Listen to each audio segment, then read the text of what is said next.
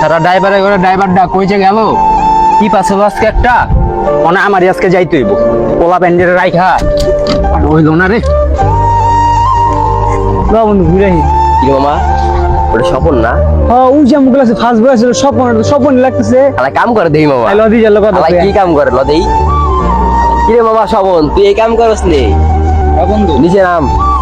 কেমন আছিস তোরা? এই তো ভালো আছি। রে বন্ধু কেমন আছিস? বন্ধু মানে ওই বেটা ওই তখন কি কাজ করে আমগো বন্ধু মানে তুই বেটা চল মোটো চল। তোর আমগো কি যায় তোর লোক আমগো যায়। আমার বাপ বেরিতে বেটা কয়লার গদি আছে আর তুই কি করছ এটা গাড়ির হেল্পার বেটা।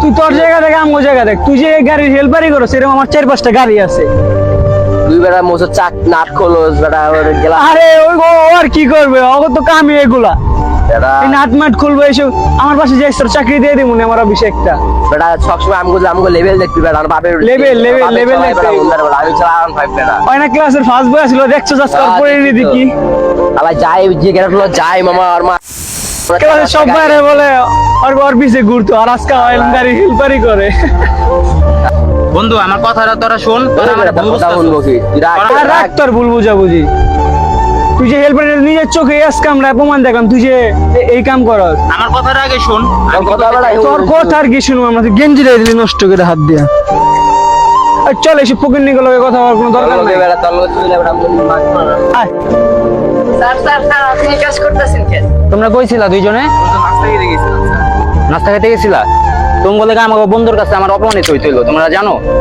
তোমার কাছে আমার করতে হয় কি লেগা কি বাবা ওর ছাড় কই লোকে হয় আই লদি দিগা একটু আয় কি রে তুই আর স্যার কইলি গেলি এই ফকির বাচ্চাটা রে এই, আপনি এগুলো কি বলতেছেন? এই পুরো জায়গার মালিক সে।